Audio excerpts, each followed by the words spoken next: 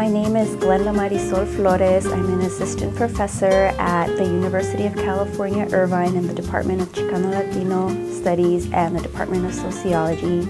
And I'm also the Director of Undergraduate Studies for the Department of Chicano Latino Studies at UC Irvine. Research in Chicano Latino Studies, first it's important to know that Chicano Latino Studies is an interdisciplinary field. So that means that we pull from many different disciplines, and students have a lot more freedom to do the type of research that they want to do. So for instance, in our department we have sociologists, historians, political scientists, those that do Spanish language and literature, so a variety, a vast array of arenas that people can pull from. And so in some cases, students that do research projects in our department might pull from two different disciplinary areas and incorporate different methods into the research projects that they develop. Most of the professors in our department have a disciplinary spine. And so usually when students do a research project, they kind of have to see who they match well with or what type of research methods they want to use in their project. So on the one hand, it's a plus, right, that we have professors that are trained in various methods, and we expose our students to all of the methods that we use.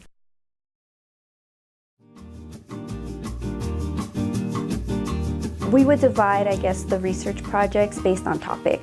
So first, it's really important for students to pick a topic or a subject that they're passionate about, because it is something that they are going to devote a lot of time to. So it's important that your heart is in the research that you want to do. The next step, when you identify what it is that you want to look at or research, is finding a mentor, someone that will help guide you to make your project come to fruition. In some cases, your mentor doesn't have to be or doesn't have to study the exact same thing that you're doing.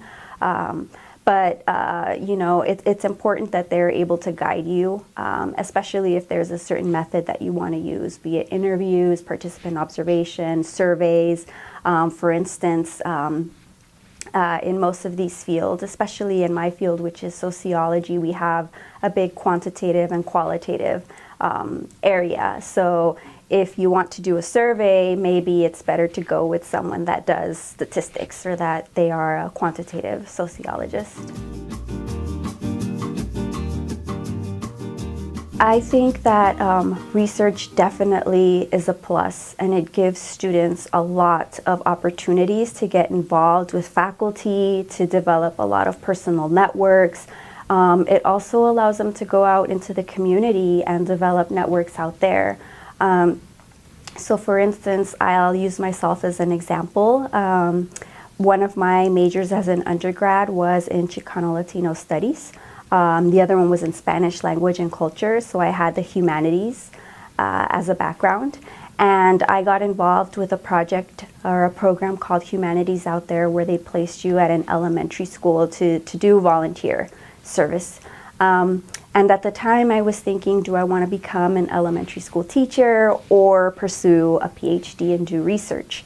And being in that job kind of gave me the tools to understand social phenomena and what's going on with students and teacher interactions. And ultimately I decided to pursue a PhD, and the research that I developed was a project on Latina elementary school teachers. So it allowed me to go back, right, to the place that I was placed in through a program on campus, and do my research there, because I had developed a lot of networks with teachers and staff there. And so it gave me a lot of background knowledge in order to carry out my project and to give back to the community, which is something that I wanted to do. I think it's a good idea to have your own independent research project, right? That you develop your own questions, your own interview guides, and that you go out and do your own research. But it does depend on the type of discipline that you're in. So for instance, we do have other people in our other faculty in our department that are psychologists, right? And they do experiments. And in those cases, a lot of student researchers work in teams. So there might be 6 students that are working on a certain project, especially because they're collecting the data, then they have to code it and maybe include it in a certain software.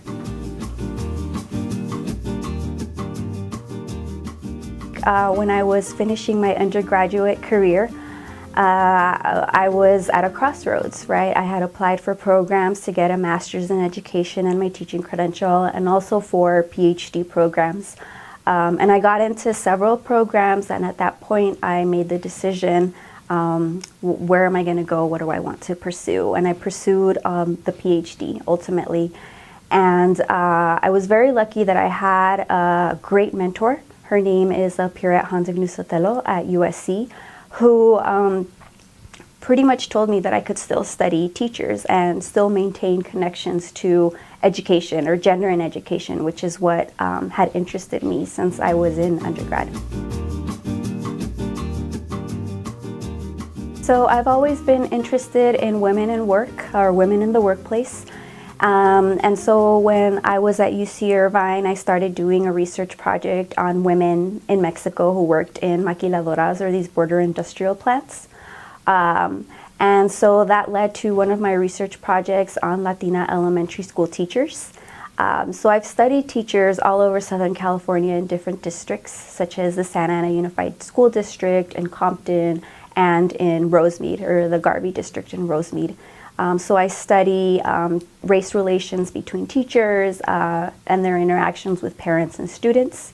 And another research project that emerged from that is on Latina physicians and male physicians as well. So I look at their pathways into the profession as well as their experiences within it. As a sociologist, I am an ethnographer.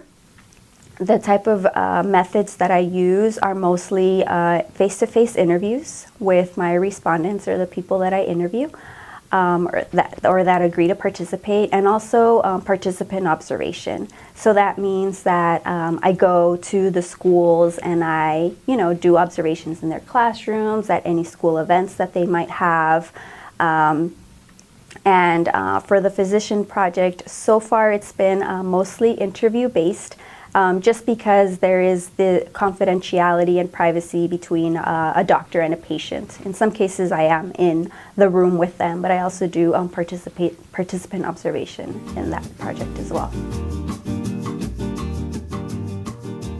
So students in our department in Chicano Latino Studies go into so many different careers. Chicano Latino Studies opens up a lot of doors for them. So we have students that have gone on to become lawyers, some that are pursuing the medical field, they're physicians, others that are teachers, school counselors. So one of them is a politician. So we've had a lot of successful students in our department.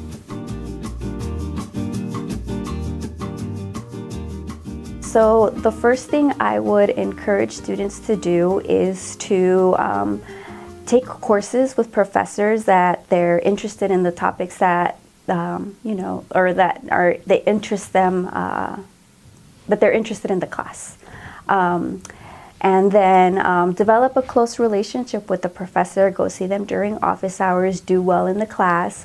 Sometimes professors, we do keep an eye out to see which students are doing well in the course, and sometimes we'll invite a student to participate in a research project.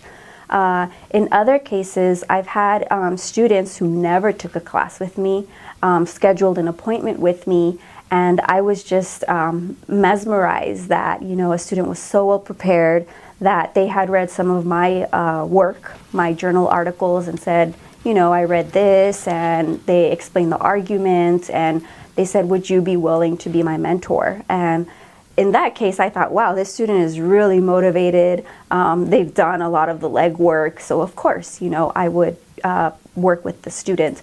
I've worked with people that don't have any research experience, and in that case, I train them in certain methods so that they can be experts as well and carry out their own project. And so I would just encourage students, to ask questions and start emailing professors, go to see them during office hours if they have any research projects that they're working on that they would need help on.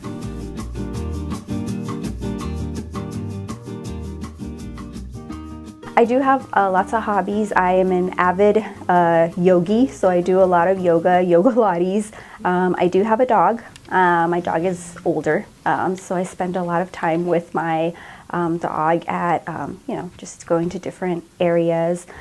She's a Dachshund Terrier mix, so she's very cute. But like I said, she's older, so she's 13. So it's just been wonderful to see her from a puppy to, this age. And also I am, I call myself a house mom, I guess, to Casa Cesar Chavez here on campus. So putting events together for our students that live here near campus so that they don't feel homesick.